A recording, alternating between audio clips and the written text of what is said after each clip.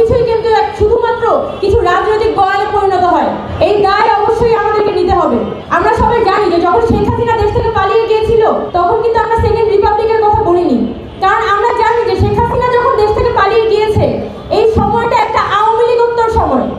আজকে জুলাই অভ্যুত্থানের প্রায় 1 বছর পরে আমরা এসে দেখতে পাচ্ছি যে এই রাষ্ট্র যে পরিবর্তনের স্বপ্ন সেই 5 আগস্টে দেখিয়েছিল তার ধারে কাছেও এই অন্তর্বর্তীকালীন সরকার নেই। এমনকি আমরা যে ছাত্ররা এই অভ্যুত্থানের সময়ে বাংলাদেশের জনগণের স্বপ্ন দেখিয়েছিলাম সেই স্বপ্নের কাছাকাছিও কিন্তু আমরা নেই। এই জুলাই বেঁচে থাকবে তার পরিবর্তনের মধ্য দিয়ে। জুলাই যদি এই দেশে আগামী 10 বছর বা 20 বছরে কোনো পরিবর্তন আনতে না পারে তাহলে জুলাই এ থেকে টিকবে না। তাই আমাদের ভাবতে হবে যে আমি কি পরিবর্তনের রাজনীতিটা করতে চাই নাকি শুধুমাত্র পরিবর্তনের বুলিটা দিতে চাই। আজকে এসে অবশ্যই আমি বলবো যে জুলাই ঘোষণাপত্র অত্যন্ত প্রয়োজন, কিন্তু এই জুলাই ঘোষণাপত্রে এখতিয়ারটা কার?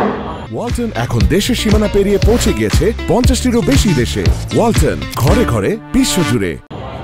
আমরা যখন 8 আগস্ট পরবর্তী সময়ে প্রত্যেকটা রাজনৈতিক দলের মধ্যে, প্রত্যেকটা রাজনৈতিক সংগঠন এবং সাধারণ জনগণের মধ্যে বিভক্তি করেছি আস্তে আস্তে, এটার পরে এসে আজকে 5 আগস্টে আমি কিভাবে করে জনগণকে ডাক দিতে পারি যে আপনি জুলাই ঘোষণাপত্রের জন্য নেমে আসুন?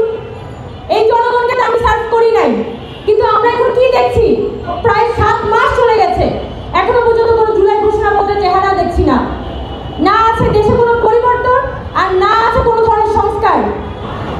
আমরা আশা করব যে আমাদের যে অন্তর্বর্তীকালীন সরকার তাদের হাতে 5 আগস্ট পরবর্তী সময়ে, এমনকি সেই 30 ডিসেম্বর পরবর্তী সময়ে আমরা জুলাইয়ের সকল এখতিয়ার কিন্তু একে একে তুলে নিয়েছি। আমাদের ছাত্রদের হাতে আর কোনো এখতিয়ার নাই। এই বর্তমানে সরকার সে একটা জাতীয় ঐক্যমত কমিশন করে কিছু রাজনৈতিক দলের সাথে কিছু সংস্কার করবে, তারা কিছু সংস্কার প্রস্তাবনা ঠিক করে সেগুলোর ভিত্তিতে তারা জুলাই শরৎ করবে। ওকে ফাইন, করুক, কিন্তু কতদিন?